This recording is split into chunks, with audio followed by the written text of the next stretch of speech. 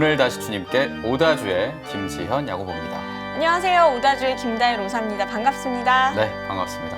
2020년 시작하고 1월도 이제 중반을 넘어섰다고 봐야죠. 네. 새해 시작하고 여러 가지 결심들 계속 잘 지켜 나가고 있을지 모르겠습니다. 다혜 씨는 별로 그런 게 없었던 걸로 기억하는데. 네, 저는 새해에 뭘 계획하지 않습니다. 예, 그러셨잖아요. 예. 네. 대단합니다. 네. 그때 참 대단하다 생각했었는데. 자꾸 뭘 계획하면 또 그게 내 맘대로 잘 안 되잖아요. 그렇죠. 그럼 또 속상해지고 하니까요. 그냥 하루하루 열심히 개미처럼 살자. 개미처럼 살자. 이런 마음으로 지내고 있어요. 네. 지현 씨는 너무너무 잘 지키고 있죠? 저는 그때 그 성지 순례를 좀 하면 좋겠다 뭐 이런 네, 얘기를 네. 했었잖아요. 그래도 이번 달에 성지 순례까지는 아니어도 비슷한 걸 했어요. 오. 부산에 남천 성당. 오. 거기 진짜 좋더라고요. 오. 주교자 성당이기도 하고 네. 그 스테인드 글라스라고 하잖아요. 생유리가 굉장히 예쁘던데 그 원으로 다 이렇게 하나하나 모아지는 그 모습이 천지 창조를 의미하고 있다고. 그래서 보통 생유리 하면은 예수님이 나오기 마련인데 그곳만큼은 나오지 않고 또 다른 의미들이 있어서 한 40초만 4분 정도 그냥 가만히 있었던 것 같아요. 사랑받고 오셨군요. 그러니까요. 네. 예, 4분 보고 사랑받고 네. 이렇게 하면서 이렇게 다녀왔습니다. 네. 그리고 오다주 보면서 이렇게 진행하면서 계속 성장하고 있으니까 그것도 좋죠. 맞아요. 저도 요즘에 사실 우리 녹화하러 오는 날 굉장히 행복합니다. 네. 뭔가 새로 태어나는 기분이 들고요. 그리고 신앙에 관해서 저도 많이 고민하게 되고 하루하루 성장하는 느낌이 드는데요. 네. 오늘도 저희 오다주와 함께 하시면서 즐겁고 편안한 가운데 스며드는 영성의 향기와 그리고 전래의 맛을 느껴보시면 좋겠습니다. 네, 꽃을 사랑하는 다혜 씨가 뿜는 그 꽃향기와 함께 영성의 향기까지 뿜뿜뿜 네. 우리가 맡으면서 이 시간 함께 해주실 분 모셔야죠. 생활성가 가수, 생활성가계의 고막 남친이자 이는 많다. 내가 사랑하는 네. 아들이티 너희는 그의 말을 들어라의 주인공 최준익 막시모 씨와 함께합니다. 안녕하십니까? 반갑습니다. 안녕하세요. 네. 주님 품에 안기고 싶은 최준익 막시모입니다. 오, 네. 멋있네요. 이미 네. 뭐 주님 품에 안겨 계시지 않습니까? 조금 더 파고들고 싶어서. 오. 근데 오다주를 통해서 저도 많이 이렇게 더 가까이 갈 수 있는 시간이 돼서 너무 좋은 것 같아요. 네. 네. 이 파고들고 싶어서라는 이 제스처는 수영 선수의 어떤 그런 느낌. 다이빙하고 싶다. 다이빙하고 네, 싶다는. 그쪽으로. 네. 보면 되게 욕심이 많은 아들이에요. 그렇죠. 네. 하느님 사랑을 독차지하고 싶어서 파고 들어가지고. 그렇죠. 네. 네. 저희도 좀 곁을 뭐 이런 거 내어주셨으면 좀 합니다. 크게 안 했어요. 이렇게 하는 거. 네. 자, 그래요. 뭐 이렇게 파고든다고 주님 곁으로 얘기를 했는데 우리가 또 이제 전례적으로도 파고들어야 되잖아요. 네. 그럼 또 왕이 필요합니다. 우리의 전례왕, 미소왕. 너무 행복합니다. 벌써부터 저 행복합니다. 자, 그래요. 이분 소개해야겠죠. 가톨릭대학교 전례학 교수이신 윤종식 티모테오 신부님과 함께합니다. 안녕하십니까? 신부님 안녕하세요.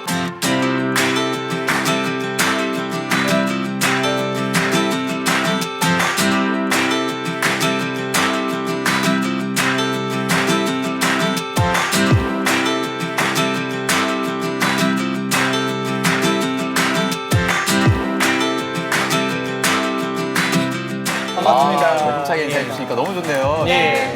보고 싶었습니다. 반갑습니다. 신부님 지금 방학이지만 그래도 또 너무 바쁘시죠? 예, 방학이라서 그래도 그나마 좀 이제 강의는 하지 않으니까 네. 조금 여유는 좀 있는 것 같아요. 네. 그래도 이제 지금 막 입시철이라 네. 이제 그것 때문에 이제 입시 선정도 해야 되고 면접도 하고 뭐 이런 것들이 있어서 네. 조금은 이제 바쁜 일과를 보내고 있었죠. 네. 그렇군요. 그 바쁜 일정도 쏙쏙쏙 다 이렇게 아주 야물딱지게 잘하실 것 같아요. 강의를 쏙쏙쏙 잘해주시니까요. 워낙 그렇죠? 저희 귀에 쏙쏙 들어오게 그러니까요. 강의를 해주시니까요. 네. 사실은 더 눈이 저희가 반짝거리면서 신부님 강의를 듣게 그래요? 되거든요. 네. 저도 그렇게 살고 싶은데 잘 안 되는 경우가 많아요. 어떨 때는 쭉 퍼져가지고 그냥 아무것도 하기 싫어 이럴 때도 있고 네. 어떨 때는 막 이러면 안 되지 하고 막 그래도 열심히 할 때도 있고 네, 그게 그렇군요. 기복이 좀 있는 것 같아요. 네. 그 기복을 얘기하셔서 그러는데 푹 퍼지기 쉬운 때가 지금 우리가 살고 있는 이 전례력으로의 이 시기 아닐까 싶습니다. 연중 시기잖아요. 네. 연중 시기 어떤 마음이 드세요? 연중 시기가 이제 시작됐다고 하면 다혜 씨는 연중식이 좀 긴장이 풀리죠. 왜냐하면 이제 뭐 제대꽃꽂이 하고 이러면 모든 행사를 마쳤다. 사실은 이런 기분이 제일 먼저 들죠. 네. 큰 행사 잘 마쳤다 이런 기분이 들면서 살짝 긴장을 놓게도 되는데 그래도 연중 시기를 또 우리가 올바르게 잘 살아야 하지 않을까라는 생각을 항상 하긴 합니다. 네. 그렇죠. 맞아요. 항상 하긴 해요. 맞아요. 긴장을 놓으면 안 돼 이렇게. 예. 생각은 하지만 어렵죠. 아무래도 이제 너무 축제라는 것도 너무 좀 길게 지나면 네. 좀 긴장이 더 하면 피곤하잖아요. 네. 그래서 우리가 뭐 바캉스를 길게 갔다 오면은 집에 들어오면 아 집이 최고야라는 것처럼 맞아요. 몸살 나죠. 그러니까 연중 네. 시기가 그런 느낌이 아닌가. 신부님 그러면 우리는 예. 연중 시기에 뭔가를 기념하거나 축하하거나 이런 시기는 없는 건가요? 아니 그 연중 시기 안에서도 이제 주님의 축제 기간이 이렇게 간간히 이렇게 들어가 있긴 네. 하죠. 뭐 주님 봉헌 축일이라든지 뭐 주님하고 관계된 성당의 축일도 있고 뭐 네. 이런 것들이 간간히 있고 그다음에 성인들 뭐 성모님 축일도 있고 네. 그러니까 간간히 이제 그런 것들이 있지만 가장 예수님의 가장 핵심적인 두 축제 하나는 부활이고 하나는 성탄 네. 이렇게 축제처럼 거기에 포인트를 팍 맞춰서 하는 축제는 아니라는 거죠. 네, 그래서 연중 시기는 어떻게 보면은 그 예수님이 하셨던 신비 그리스도의 신비 전체를 아우르는 일상이라고 생각을 할 수가 있죠. 네. 네. 그러시면 저는 또 궁금한 게 매일 미사를 보면은 예. 이렇게 가해, 그렇죠. 나해, 다해, 그다음에 뭐 그렇죠. 다해라니까 조금 죄송합니다. 아, 그렇군요. 자연스럽게 그냥 불려지는군요. 그리고 폴스, 짝스 이렇게 있는데 그건 어떤 예. 방식으로 나누고 어떤 의미가 있는지 예. 좀 많이 궁금했어요. 그러기 전에 먼저 물어보는 게 올해는 무슨 해죠? 올해요? 그렇게 올해. 가나다에서. 저는 그냥 다해로 가겠습니다. 그래서 무슨 해인가요? 올해는 가해죠 이제. 가해요. 작년에는 다해였다가 이제 음. 올해는 가해로 네. 넘어갔죠. 그래서 그거를 나누는 이유는 이제 그냥 2020년하고 나누기 3을 해가지고 이렇게 1이 나오면 가해, 2가 나오면은 나해, 나해. 0이 되면 다해 이렇게 되는 거죠. 그렇군요. 이제. 네. 근데 이제 그렇게 하는 이유는 뭐냐? 네. 그 예수님의 신비를 이렇게 전체를 다 같이 묵상하고 따라가는 데 있어서 3년 주기로 성경 말씀을 구분을 해놓은 거예요. 예, 특히 연중식이 이제 주일하고 이제 대축일 같은 경우가 그 구분을 해놓은 거거든요. 네. 그래서 전에는 제2차 바티칸 공회 이전에는 어떻게 됐냐 1년 주기였어요. 음. 그러니까 1년 주기 1년만 지나면 똑같은 독서하고 복음을 네. 들었던 거죠. 이제 주일마다. 그런데 지금은 아니다. 성경의 많은 부분들을 좀 더 디테일하게 묵상하고 그다음에 거기서 살아갈 수 있도록 도와줘야 되겠다라고 해서 지금 3년 주기로 한 거죠. 그래서 가나다인데 그 특히 이제 주일날 복음들을 이제 공간 복음이라고 하는 같은 테마를 이제 쭉 같이 공적으로 같이 연기해서 하는 걸 공간 복음이라고 하거든요. 요한 복음 따로 있고. 근데 그거를 가해에는 마테오 복음을 쭉 읽는 거예요. 네. 나에는 마르코. 그다음에 다에는 루카 복음을 쭉 읽는데 다 읽진 않아요. 그러니까 연속적으로 쭉 1장 1장도 쭉 읽는 게 아니라 어느 부분은 좀 빠지고 그래서 그 준연속이라고 해요. 네. 예, 그런 의미에서 이제 가나다를 하게 되고요. 그래서 가해에는 이제 뭐가 읽힌다고요? 어느 복음? 가해는 마테오, 그렇죠, 마테오 복음. 다해에는 다해는 루카. 루카. 예. 적었어요 열심히. 역시 다시네요. 역시 다해시네요. 네. 예. 그래서 그렇게 생각하고 있다면 만약에 이제 가해가 됐다 그러면 마테오 복음을 한번 쭉 읽어 먼저 네. 읽고 나면은 아 지금 어느 시기구나 이런 게 좀 같이 따라가기가 쉬워지겠죠. 그러니까 알고 우리가 네. 뭔가를 알고 그리고 그날의 복음을 듣는 것과 아무것도 모르는 상태에서 복음이구나 하는 거는 예. 진짜 다른 거예요. 완전히 그러네요. 다르죠. 네, 예. 연중이라고 해서 저희가 뭔가 긴장을 풀거나 할 게 아니고요. 더 그렇죠. 긴장하면서 내실을 다져야 될 것 같은데 그렇죠. 신부님 강의를 통해서 우리가 내실을 다져보도록 하겠습니다. 박수로 듣겠습니다. 이제는 연중 시기가 본격적으로 시작이 됐어요. 주님 세례 축일 다음부터 연중 시기로 됐고요. 이제는 연중 제 2주일을 맞이했잖아요. 근데 저는 이렇게 연중 시기가 되면 떠오르는 우화가 있어요. 아주 어렸을 때 들었던 우화. 아기 돼지 삼형제.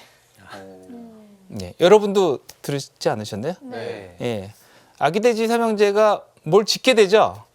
집. 예, 본인들의 이제 어머니를 떠나서 각자의 삶을 살면서 집을 짓게 됩니다. 그런데 이제 우리가 뭘 하게 되면 가장 먼저 우리에게 좋지 않은 습관이 하나 있어요.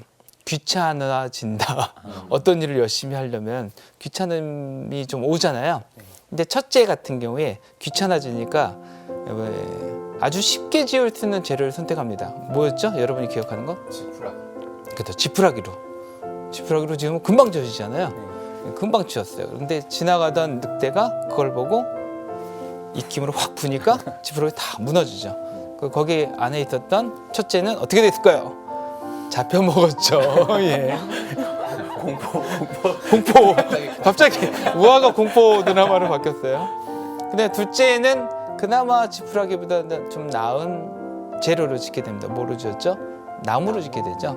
근데 나무도 뭐 발로 차거나 후 불면 어떻게 날아갈 수가 있죠. 예, 마찬가지로 그래서 둘째도 잡혀 먹게 되는 그런 결과를 낳는데 셋째는 좀 부지런했나 봐요. 그리고 끈기가 있었나 봐요. 그래서 집을 짓더라도 비가 와도 눈이 와도 어떤 동물이 와도 자기를 잘 보호할 수 있는 벽돌로 집을 짓게 되는 거죠. 시간은 늦죠. 아무래도 벽돌이 시간이 걸리죠. 그래서 늦게 지었지만 아주 튼튼한 벽돌 집이 되었죠. 그 다음에 이제 벽돌 집이 되는데 늑대가 마찬가지로 첫째 한 것처럼 둘째 한 것처럼 후 불었는데 자기 목만 아프죠. 배만 아프고 배만 땡기고 그래서 꼬시죠. 밖에서 야 뭐 같이 가자 꼬시는데도 안 가죠. 그래서 결국에는 내가 들어가야지 저놈을 잡아먹겠구나 하고 굴뚝으로 들어왔다 어떻게 돼요? 물을 잔뜩 끓이고 있다 거기다 폭 들어가서 죽게 되는 어떤 오히려 늑대를 잡게 되는 그런 결과로 들어서게 되죠. 저는 이제 연중시기가 그런 게 아닌가. 특히 셋째가 벽돌로 하나씩 집을 지어서 아주 튼튼한 집을 지은 것처럼 우리 신앙도 결국에는 큰 집을 짓는 거랑 똑같이 반석 위에 지은 집이 오래 가듯이 반석 위에다가 집을 짓는 그런 모습과 같지 않나라는 생각이 듭니다. 그래서 연중시기를 전례력 규정에서 이런 얘기를 해요. 한 해의 주기는 고유한 특성을 지닌 시기를 빼면 33주간이나 34주간이 남는데 이 기간에는 그리스도 신비의 특별한 부분을 경축하지 않고 오히려 그리스도 신비의 전체를 경축하는데 특히 주일이 그러하다. 이 시기를 뭐라고 하느냐? 연중시기라고 한다라고 얘기를 하고 있습니다. 연중시기는 성탄과 부활처럼 어떤 특별한 그 신비, 성탄의 신비, 특히 육화의 신비라고 하죠. 그 다음에 부활의 신비, 파스카 신비라고 하는 그 신비에 포커스가 되어 있지 않고 오히려 그리스도가 하신 전체 그리고 창조 때부터 종말까지 이르는 전체의 신비를 다 하나씩 짚어나가는 그러한 시기라고 볼 수가 있습니다. 근데 여기서 이제 주일이 그러하다라고 얘기했잖아요. 그러니까 주일에서 더 그 신비들을 잘 짚어준다라는 얘기죠. 근데 어떤 방법으로 짚어줄까요? 보통은 주일에 여러분이 미사를 드리죠. 예. 그래서 미사를 드릴 때 들려주는 독서하고 복음을 통해서 그리고 기도를 통해서 그런 것들이 하나씩 들려주게 되고 그들 느끼도록 도와주고 있는 거죠. 그래서 이제 아까 질문하신 것처럼 이제 복음을 전체를 들어야 되겠죠. 왜냐하면 예수님의 생애가 다 들어가 있고 예수님이 하신 말씀과 그다음에 사건들이 다 들어가 있기 때문에 근데 이제 복음이 보통 몇 개죠? 4개잖아요, 우리. 근데 4개를 잘 조화를 이루게끔 배치를 해놨죠, 교회가. 그래서 3년 주기로 아까 한 것처럼 가, 나, 다해로 나눴고 그러면 요한복음은 언제 읽혀지냐? 사순과 부활에 아주 최적화되어 있는 복음이기 때문에 사순과 부활에 주로 요한복음이 읽혀지게 됩니다. 그 다음에 이제 성삼일 때 보면은 요한복음이 성금요일 날에 딱 고정되어 있어요. 성금요일 날 하는 수산복음은 무조건 요한복음이에요. 대신에 성지주일이라고 하는 그때는 가나 다해가 마태복음, 마르코복음, 루카복음에 있는 순환복음으로 읽혀지게 됩니다. 이렇게 해가지고 이제 예수님의 그 전체적인 신비를 같이 묵상하도록 도와주고 있고요. 그다음에 이제 그 요번에 올해가 아까 가해라 그랬죠. 그럼 가해는 아까 뭐가 읽혀진다고요? 마테오 복음이 읽혀지죠. 그럼 어떻게 읽혀지고 있을까? 우선은 이제 5가지 테마로 좀 나눌 수가 있어요. 마태복음 자체가. 그래서 산상설교를 하게 되고 그다음에 이제 사명교육. 왜냐하면 산상설교 다음에 제자들을 부르셔요. 그래서 그 제자들을 이제 사명이 뭔지를 하나씩 가르쳐주는 교육이 이루어지고 세 번째로는 비유로 가르쳐주는 비유 설교가 있습니다. 그다음에 네 번째로는 교회에 관한 설교가 이루어져요. 공동체가 어떻게 이끌어 가야 되느냐, 그리고 어디로 향해야 되느냐, 하느님 나라를 향해서 어떻게 가야 되느냐, 이거에 대한 설교를 하시고 마지막에는 종말에 관한 설교. 그래서 5개 테마로 계속 이어서 이제 말씀이 들려주게 됩니다. 그 다음에 이제 저는 연중시기를 약간 이제 축제가 있다면, 아주 특별한 축제가 있다면 그것을 연결해주는 일상이 있어야 특별해지는 거잖아요. 지난주에도 제가 말씀을 드렸던 것처럼. 그렇다면 연중시기의 영성을 저는 그 일상 시간의 신학화라는 의미로 좀 설명을 하고 싶어요. 일상 시간의 신학화. 그렇다면 일상에서 어떻게 살아가는 때 우리가 셋째 아기 돼지가 했던 것처럼 벽돌을 잘 쌓을 수 있을까? 교회 전통에서는 2가지가 하루를 거룩하게 만들어준다라고 해요. 뭘까요? 여러분이 주일날에도 미사를 드리죠? 어떤 분은 또 매일 미사를 드리는 분이 있어요. 그래서 미사가 첫 번째고, 두 번째로는 시간절례 또는 성물도. 저는 그냥 시간에 함께하는 기도라고 할 수가 있습니다. 그래서 여러분이 매일 미사는 뭐 직장인 생활을 하거나 너무 바쁜 분들은 미사 드리기는 좀 어렵잖아요. 그럼 하루를 어떻게 살아가야 되느냐? 예수님의 삶의 가장 중요한 부분들과 시간을 좀 그 의미를 기억한다면 훨씬 예수님과 하루를 잘 살 수 있을 것 같아요. 특히 아침. 하루의 두 축은요, 해가 뜰 때하고 질 때예요. 그래서 원래 그리스도교 신자들은 아침하고 저녁 기도를 꼭, 그래서 옛날 어른들은 조가 망가라고 했어요. 그래서 공소에 다 모여가지고 같이 기도를 했던 습관들이 있어요. 지금 너무 그런 걸 안 해서 좀 문제긴 해요. 그래서 아침에는 뭐냐면 예수님이 부활하신 때예요. 그렇죠. 그래서 보통은 6시를 기준으로 아침 기도를 하도록 되어 있고요. 근데 문제는 아침에 6시에 일어나는 분이 얼마나 되느냐가 또 관건이긴 하지만, 그 다음에 이제 유다인들의 시간 구분을 해서 3시, 6시, 9시로 나누는 게 있어요. 낮에. 거기에 여러분이 6을 플러스를 해주셔야 돼요. 그 이유는 뭐냐면 유다인들의 하루는 해가 뜰 때예요. 그럼 뭐 보통 그러면 8시를 생각하죠. 그로부터 이제 3시간이 지난 거니까 8시간 더 하면 삼시경을 뭐라 그러죠? 9시인 거죠. 실제로는 9시. 그때는 뭐냐면 성령 강림이 내려준 시간이에요. 그래서 삼시경이 있고요. 그 다음에 육시경이 있어요. 그러면 12시. 이때는 예수님이 십자가에 못 박힌 시간이에요. 그 다음에 또 이제 구시경이라고 하는데 오후 3시죠. 이때는 예수님이 돌아가신 시간. 그 다음에 이제 저녁 해가 질 무렵, 이제 오후 6시가 되겠죠. 근데 이때는 예수님이 최후 만찬을 하면서 나를 기억하여 이해를 행하라 라고 부탁을 하시고 권고하신 시간이죠. 그러니까 그 시간에 내가 너희를 위해서 이제 십자가 희생을 할 거다라는 걸 알려주는 시간이기도 하고요. 이런 것들을 기억한다면 각 시간이 굉장히 중요한 시간이 될 거예요. 그러면 예수님과 함께 살아가는 하루가 될 수도 있고. 그래서 제가 좀 바라고 싶은 거는 여러분이 이렇게 예수님과 하루를 잘 사는 것, 이것이 바로 아기 돼지 삼형제 중에서 막내가 벽돌을 하나하나 쌓듯이 신앙생활을 하루하루 잘 성실하게 살아가는 모습이 아닐까 생각이 듭니다.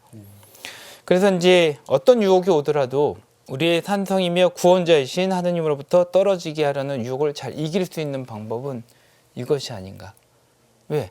하느님을 자주 만나야 하느님의 느낌으로 하느님의 뜻이 뭔지를 깨닫고 살아갈 수 있으니까. 그렇지 않으면 어떻게 해요? 우리는 보통 내가 생각한 대로 살아가잖아요. 근데 우리가 생각한 대로 살다 보면 엉뚱한 대로 가는 경우가 많아요. 내 뜻대로 이루어진 게 훨씬 적어요. 우리가 그렇게 잘 듣지 못하기 때문에, 하나님의 뜻이 무엇인지를 잘 듣지 못하기 때문에 자꾸 유혹에 빠지는 게 아닌가. 그런데 이렇게 예수님의 생애랑 연결해서 하루를 살아간다면 하나님의 뜻이 무엇인지를 금방 알아볼 수가 있겠죠. 또 오늘 연중 제2주일 복음을 잘 기억하면 좋겠어요. 오늘 세례자 요한이요. 예수님을 이렇게 선포합니다. 보라, 세상에 죄를 없애시는 하느님의 어린 양이시다. 여러분 전례에서 많이 듣던 거 아니에요? 네. 예, 신부님이 이렇게 보여주시면서 보라, 하느님의 어린 양, 세상에 죄를 없애시는 분. 부터 세례자 요한이 선포한 내용이에요. 예, 그래서 연중식에는 세상의 죄를 없애시는 그 어린 양을 어떻게 하면 잘 따라갈까? 그것을 궁리하며 하루하루를 살아가는 그런 시간이라고 볼 수가 있겠습니다. 이상입니다.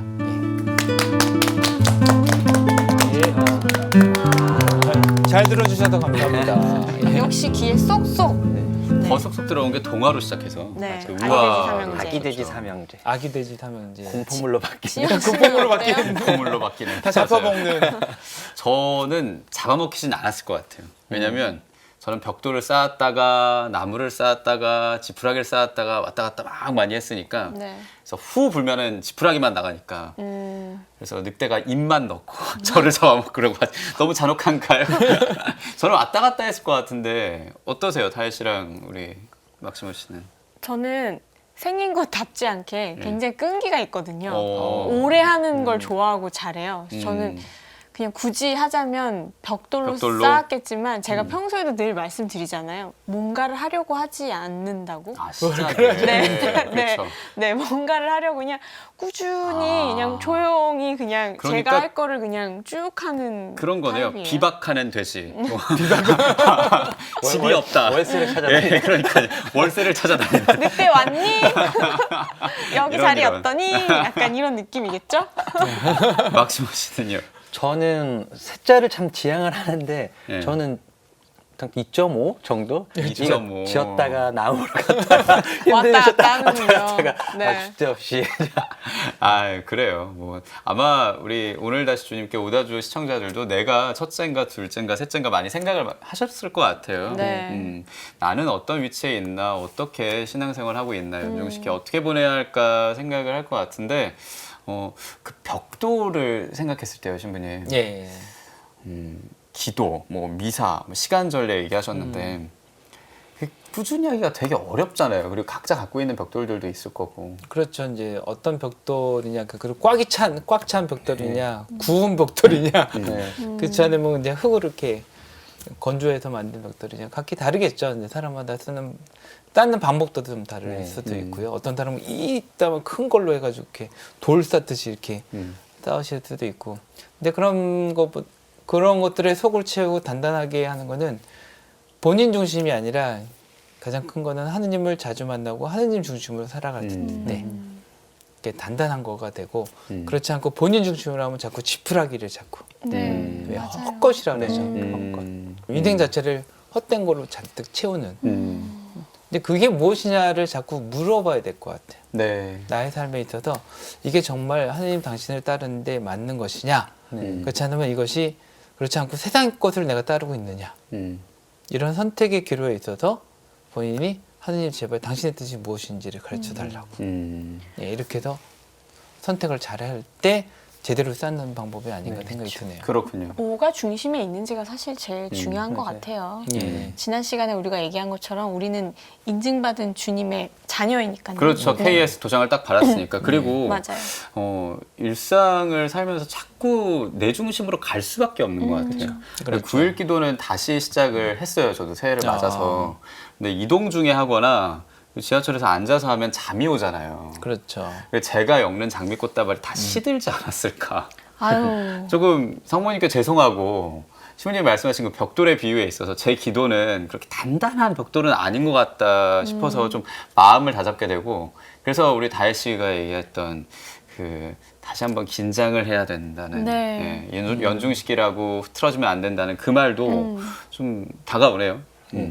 우리 오다주 시청자분들도 저희와 함께 하시면서 연중 시기에 내실을 이렇게 차분차분 단단한 벽돌을 쌓아가는 시기가 되셨으면 합니다. 네. 연중 시기 되면요, 사실 그 제대꽃도 조금씩 변화가 있어요. 네. 그 전에 이제 화려하게 뭔가 장식을 하고 했던 것들은 이제 싹 이제 치우게 되고요. 예. 복음에 맞게 저희가 이제 묵상을 하고 꽃꽂이를 하려고 참 엄청 그렇죠. 노력을 하죠. 그 쉽지 네. 않아요. 어렵습니다. 그리고 이제 보통 이제 꽃꽂이를 하면 이 아름답게 하는 게 주 포인트잖아요. 아무래도 꽃 자체가 아름다움을 상징하기도 하고 그런데 이제 그것이 좀 더 한 단계 업그레이드 된다면 아름다움을 넘어서 하느님을 참여하고 감사하는 네. 하나의 매개체로 거듭난다면 네. 거기 미사에 참여하는 사람들도 와 정말 이 복음하고 너무 잘 맞는다 네. 라고 느끼는 부분들이 꽤 있어요. 네. 그러네요. 주의 깊게 보시고 꽃을 이제 할 때도 그런 생각을 하게 돼요. 오늘의 복음 말씀과 그리고 신자분들이 오늘 미사 참례를 했을 때 아, 저게 너무 신부님 말씀처럼 잘 맞아 들어가고 마음에 너무 들어왔어요. 꽃을 보면서 이런 느낌이 들게 작업을 하려고 하지만 네. 이게 너무 힘들죠. 참 너무너무 힘든 작업이죠. 근데 힘들기 때문에 벽돌을 쌓는 거랑 같은 거죠. 네. 그것도 예.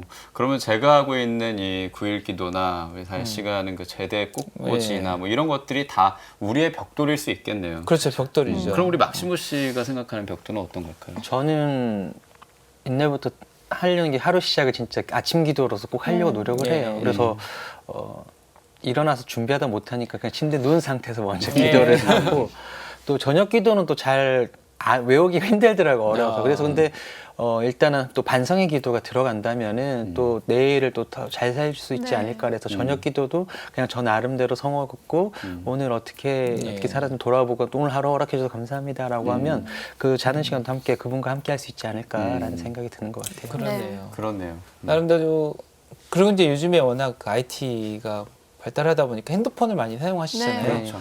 핸드폰 앱에도 보면은 앱이 깔려 있잖아요. 우리 네. 가톨릭 네. 기도, 네. 성경, 네. 멜미사도 깔려 있고 네. 굉장히 공짜로 다 다운을 받을 수 있도록 음. 제공을 해주셨어요. 네. 굉장히 좋은 일이거든요. 근데 그걸 얼마나 사용하느냐? 너무 바쁘다 보면 지하철에도 볼 수 있고 뭐 걸으면서도 네. 뭐 들을 수도 있고 요즘에 네. 말씀도 이렇게 듣도록 되어 있잖아요. 네. 근데 그런 걸 활용을 한다면 벽돌을 현대식으로 쌓는 거죠. 이제 네. 근데 과거는 다 책을 봐야 된다는 네. 거지만 쌓는 방식이 약간 달라질 수는 있지만 쌓는 게 가장 중요하거든요. 곁에 늘 두고 있는 게 가장 중요한 것 그렇죠. 같아요. 네. 그렇게 기도를 같이 곁에 두고 있는 걸로 벽돌을 쌓고 계시는 것 같아요. 네. 그리스도인들이라면 당연히 쌓아야 하는 벽돌 중에 하나가 미사인데 그 미사에 더 맞들일 수 있게 하는 것 중에 전례적인 여러 가지 상징들이 있잖아요. 의미도 있고 제의가 있어요. 제의색이 녹색이죠, 막시무 네, 씨. 연중 때는 녹색. 예, 네. 이런 식에는 이제 녹색. 음. 근데 이제 그게 덕을 상징하거든요.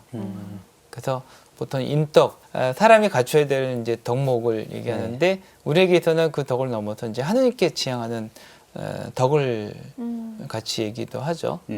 그래서 사랑과 이제 믿음과 희망이라는 세 가지 덕도 같이 의미하기도 하고요. 네. 그리고 이제 어떤 동방교회 같은 경우는 이제 녹색이 그 파릇파릇한 여기 있는 녹색처럼 생명을 뜻하잖아요. 이게 겨울에 다 죽어 있는 것 같은데 이렇게 하얀 것에도 이렇게 뭐가 푹 열렸을 때 파릇파릇한 그 새싹 네. 네, 그런 녹색을 또 의미를 해서 부활의 상징으로도 쓰는 동방교회가 좀 있어요. 아, 녹색을요? 녹색. 녹색을. 예. 그렇군요. 그리고 이번 주가 연중 제2주일이면서 일치 주간이기도 해요, 신부님. 예. 교회가 일치 주간을 정해놓고 뭔가 예. 기도하는 건가요? 이유가 있나요? 그렇죠. 이제 아무래도 기도를 하고 네. 이제 그런 노력을 하고 뭐 심포지움을 열기도 하고 그러죠. 근데 이제 그것의 시작은 전에 지지자 바티칸 공회 전에는 따로따로 서로의 특성을 강조하는 그런 측면이 있었다면 그리스도교 전체가 뭐 개신교도 그렇고 우리도 그렇고 동방주교도 그렇고 네. 그렇게 막 흩어져서 각자의 믿는 그리스도교의 방식대로만 선포를 했다면 이제는 그게 아니다. 같이. 그리스도라고 하는 한 분을 모시고 있기 때문에 믿고 있기 때문에 같이 하나의 형제다. 예. 너는 아니야, 너는 게 아니라 형제라는 측면에서 서로가 같이 기도하고 이 세상에 살아가는 사람들한테 어떻게 하면 도와줄 수 있을까를 같이 고민하게 되는 네. 그런 주간이라고 볼 수가 있죠. 그렇군요. 이 주간에 기도를 한다면서요? 그러니까요. 예. 네. 교회일치와 종교 간 대화위원회에서 기도회를 여는데요. 올해는 1월 21일이고요. 오후 7시에 광주대교구 쌍암동 성당에서 이 기도회가 열린다고 합니다. 그러니까 시간 되시는 분, 지금 시청자분들 중에 광주나 전라도 쪽에 계신 분은 특별히 같이 함께 가서 참여해 주시면 참 또 의미가 있는 한 주를 보내실 것 같네요. 네. 네. 연중 시기에 또 신부님을 모시고 저희가 이 주에는 어떻게 살아가야 될지에 대해서 어떤 마음을 가져야 될지 연중이 우리에게 주는 의미를 되새겨 봤는데요. 예, 예.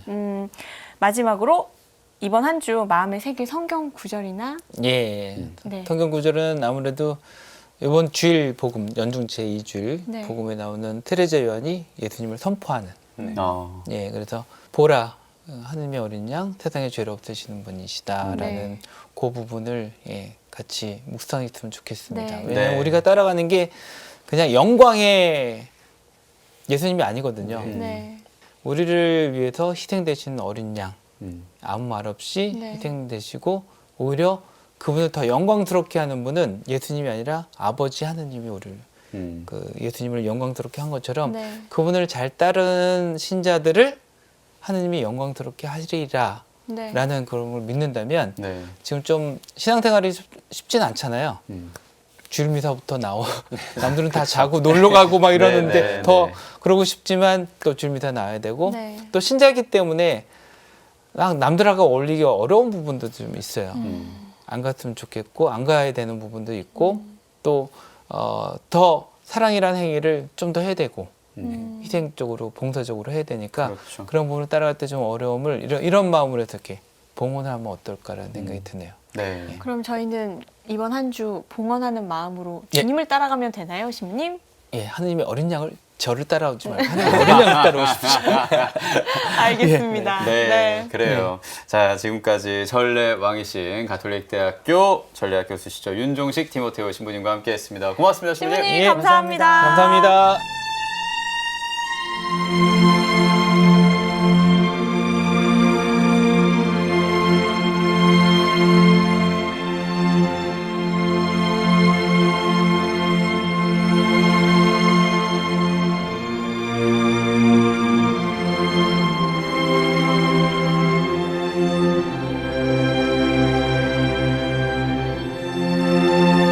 자, 이번 코너는요, 우리의 신앙생활을 풍성하게 해줄 신앙 서적을 만나보는 시간이죠. 네, 그래요. 유튜브 채널 가톨릭북에서 인기를 네. 얻고 있는 셀럽. 가톨릭북의 안셀럽 안효진 미디아 씨와 함께합니다. 안녕하십니까? 반갑습니다. 네, 반갑습니다.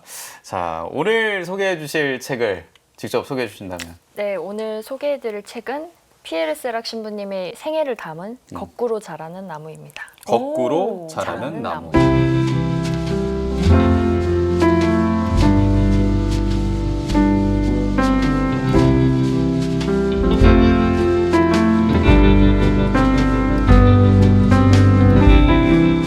책 제목이 재밌는데 네. 실제로 이 나무가 존재하는 건가요? 놀랍게도 실제로 존재하는 나무예요.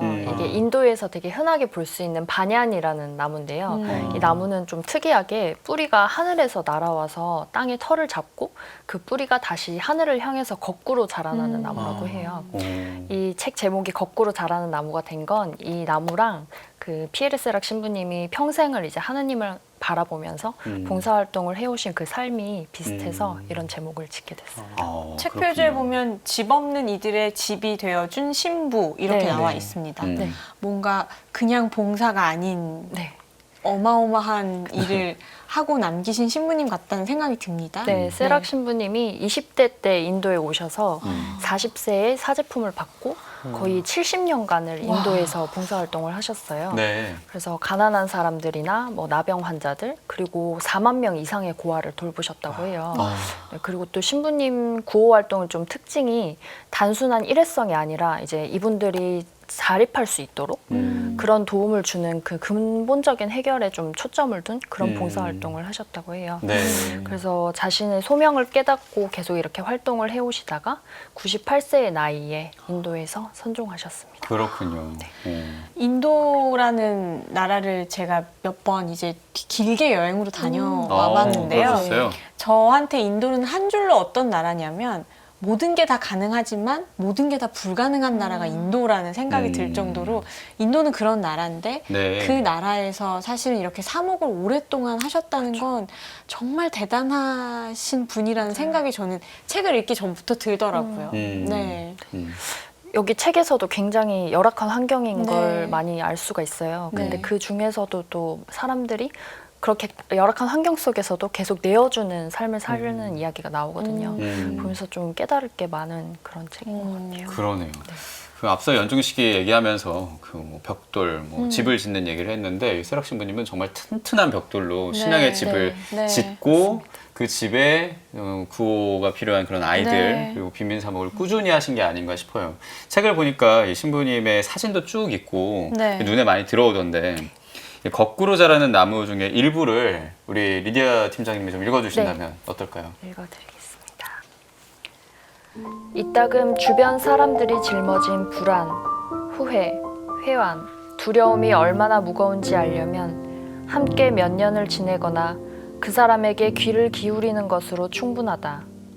사람 안에 무엇이 있는지 보신 우리 주 예수님은 그 사실을 잘 아셨다. 고생하며 무거운 짐을 진 너희는 모두 나에게 오너라. 내가 너희에게 안식을 주겠다. 예수님은 모든 인류를 위한 짐꾼의 최고의 봉복이시다. 우리 모두는 비록 미약할지라도 그분처럼 짐꾼이 되라는 부름을 받았다. 그렇게 하기 위한 방법은 수없이 많다.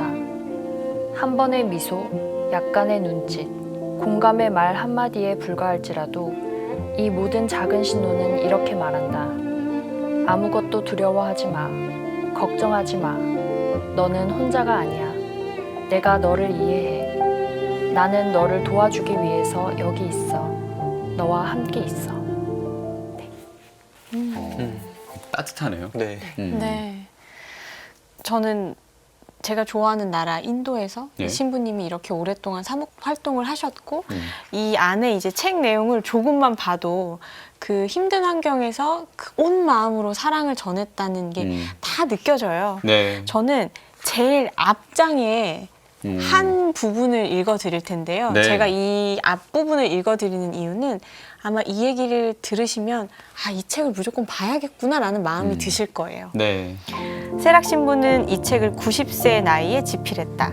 사랑하는 것을 배우기 위해서는 아직도 해야 할 일이 많다고 말하곤 했던 세락 신부다운 행보였다.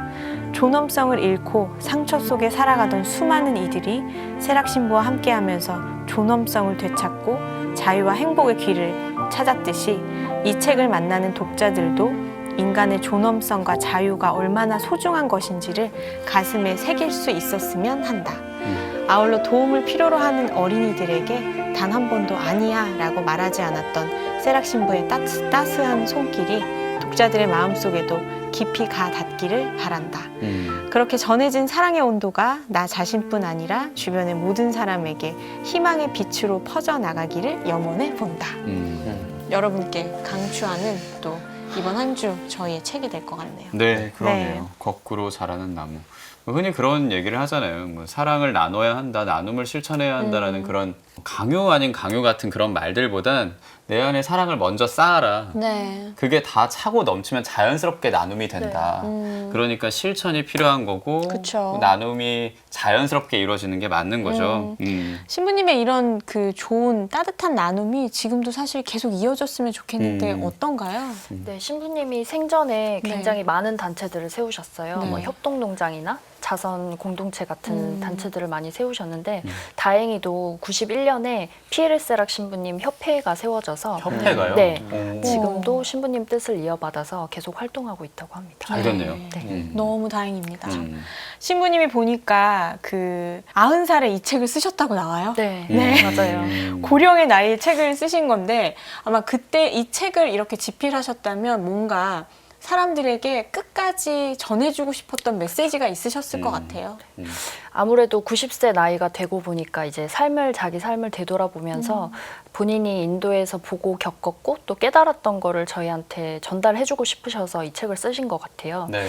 아까도 잠깐 말씀드렸지만 책 속에서 가난한 사람들이 자신의 것을 계속 내어주는 그런 이야기가 많이 나오는데 그런 이야기를 통해서 좀 나눔의 신비도 보여주고 또 그로 인해서 나타나는 하느님의 사랑 이런 것들을 저희한테 전해주고 싶으셨던 거 아닌가 생각이 듭니다. 네. 준희 씨는 책 보고 어떠셨어요? 저는 참된 가치 이런 것도 많이 느낀 것 같아요. 참 기쁨에 대한 것들, 그다음에 또 아까 말씀해 주신 것처럼 누군가를 도우려고 하면 일회성이 아니라 그 사람이 살아갈 수 있는 것을 나눠준다는 것. 그게 또 그 고음받은 사람이 또 행복하게 더 기쁜 마음으로 살아갈 수 있는 용기를 주는 것이 아닐까라는 생각이 들었어요. 네. 네. 네. 오늘 앞서서 연중 제 2주일 맞춰서 들은 강론 얘기 중에 강의 얘기 중에 그리고 최준희 막시모 씨가 했던 말 중에 아침 기도 저녁 기도 꼭 하자고 하잖아요. 근데 아침 기도 마무리는 생각과 말과 행위가 주님의 평화를 이루게 하소서인데 평화를 이룰 수 있는 것도 내 중심이 아니라 주님의 중심으로 그리고 상대방의 눈으로 맞춰서 네. 해야겠다는 생각을 다시 한번 그 기도와 함께 하게 됐습니다. 자, 그래요. 오늘 만나본 책 거꾸로 자라는 나무였고요. 이 책 소개해 주신 가톨릭 출판사 미디어 홍보팀 안효진 리디아 팀장님과 인사하겠습니다. 고맙습니다. 감사합니다. 감사합니다. 네, 이렇게 책 소개까지 모두 했는데요. 정말 이렇게 자세를 고쳐앉게 됩니다. 네.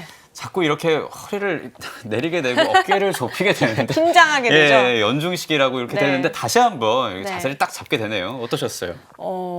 사실은 요즘에 나의 신앙은 뭘까를 굉장히 오래 고민하던 시기에 내 신앙은 뭘까? 네, 이 방송을 함께 하자고 연락을 주셨고 오면서 주가 넘어가면 넘어갈수록 되게 새롭게 태어나는 기분이 들어요. 일부러 우리가 더 찾아다니면서 공부도 하게 되잖아요. 그렇죠. 그런 것처럼 이 좋은 공간에서 좋은 사람들과 함께 하느님 말씀을 차분히 듣는다는 게 매주가 행복합니다. 네, 네. 그래요. 행복하셨나요, 준익 씨? 네, 저는 저도 마찬가지로 그 속에서 더 머물 수 있는 매주가 돼서 좋았고 또 이번에 또 연중 시기를 저도 좀 긴장을 풀고 이렇게 지내는 일상의 시기인 줄 알았는데 그 속에서 그분 안에 머무르면서 그분을 더 가까이 느낄 수 있는 시기가 돼야겠다라는 생각이 들었습니다. 네, 네. 그래요. 오늘도 귀한 시간 함께 해주셔서 너무 감사해요. 초대해 주셔서 감사합니다. 네. 네, 고맙습니다, 고맙습니다. 준익 씨. 자, 이제 저희도 인사해야겠죠? 네. 연중 시기가 시작이 됐습니다. 뭔가 시작이라고 하면 새 학기를 시작한 학생 같은 마음 맞아요. 들잖아요. 네.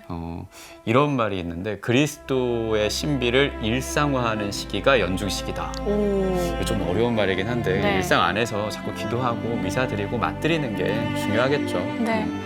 우리가 대림 시기로부터 잘 준비해서 기쁘게 성탄 시기 보냈잖아요. 네. 그리고 이제 연중 시기를 지내고 있는데요. 작은 기쁨들로 일상의 거룩함을 만들어 가셨으면 좋겠습니다. 네. 네. 저희 오다주는 다음 주 이 시간에 다시 찾아오겠습니다. 고맙습니다. 감사합니다.